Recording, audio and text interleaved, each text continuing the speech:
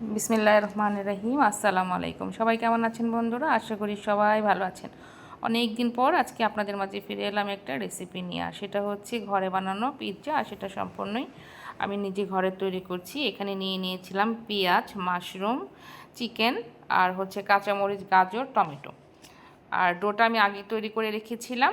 এবার এখানে দিয়ে দিচ্ছি হচ্ছে পিৎজা সস, যেটা আমি ঘরে তৈরি করে নিয়েছি। সেই পিৎজা সসটা দিয়ে আমি পিৎজাটার মধ্যে ভালো মতো মেখে দিচ্ছি। এখানে আমি একটু বেশি পরিমাণে পিৎজা সস ব্যবহার করছি। বন্ধুরা, অনেক দিন পরে আজকে ছোটোখাটো একটা রেসিপি নিয়ে চলে এসেছি।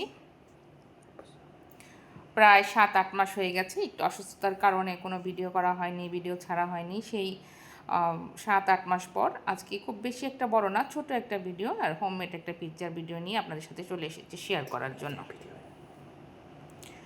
আমি এখানে পিৎজার ডোটা আগে তৈরি করে রেখেছিলাম। ইস্ট, তারপরে হচ্ছে ময়দা, দুধ, গরম পানি, ডিম দিয়ে ভালো মতো মেখে এটাকে 1 ঘন্টার জন্য রেস্টে রেখে দিয়েছিলাম। তারপরে এখান থেকে নিয়ে আমি এটা দুটো রুটির মতো বেলে নিয়ে পিৎজা প্যানে দিয়ে দিলাম হচ্ছে পিৎজা সস, যেটা আমি ঘরে তৈরি করেছি।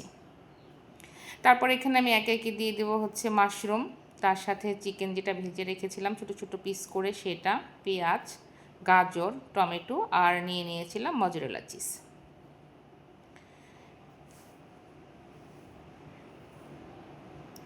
বন্ধুরা, আপনারা যারা আমার ভিডিও দেখেন, যদি আমার ভিডিও আপনাদের কাছে ভালো লেগে থাকে তাহলে প্লিজ আমার চ্যানেলটি সাবস্ক্রাইব করে পাশে থাকবেন। অনেক দিন পর যেহেতু এসেছি, আপনাদের কাছে ভিডিও কেমন লাগে, ভালো লাগে কিনা জানাবেন। আর যদি ভালো লেগে থাকে তাহলে প্লিজ আমার চ্যানেলটি সাবস্ক্রাইব করবেন, পাশে থাকবেন, লাইক কমেন্ট শেয়ার করবেন। আর হচ্ছে অবশ্যই বন্ধুরা পাশে থাকবেন শেয়ার করে আর সাবস্ক্রাইব করে। যদি আমার ভিডিও আপনাদের কাছে ভালো লেগে থাকে তাহলে চ্যানেলটি সাবস্ক্রাইব করে পাশেই থাকবেন। আমার পিৎজা অলমোস্ট সাজানো হয়ে গেছে। এরপর আমি এটাকে ওভেনে বেক করব হচ্ছে 180 ডিগ্রি তাপমাত্রাতে 30 মিনিটের জন্য আমি মাইক্রোওয়েভে এটা বেক করব। আমি এখানে দুটো পিৎজা বানিয়েছি, একটা মাইক্রোওয়েভেতে বেক করব আর একটা হচ্ছে ইলেকট্রিক ওভেনে বেক করব। বাস, এবার আমি পিৎজাগুলো বেক করতে দিয়ে দিচ্ছি। ঈদের পর ছোটো ছেলের খুবই আবদার ছিল পিৎজা খাবে, তাই এটা তৈরি করে নিলাম ঘরেই। আর আমি বেশিরভাগ খাবার ঘরেই তৈরি করি, বাইরে থেকে খাবার খুব একটা কিনে বাচ্চাকে খাওয়াই না।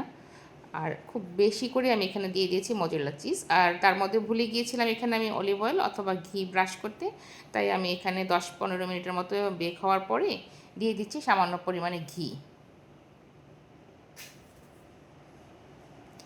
ঘি বা অলিভ অয়েল দিলে পিৎজাটা খুব সফটনেসড হয়ে আসে। বাস, হয়ে গেল আমার ঘরে তৈরি পিৎজা। ধন্যবাদ সবাইকে এতক্ষণ কষ্ট করে আমার ভিডিওটি দেখার জন্য।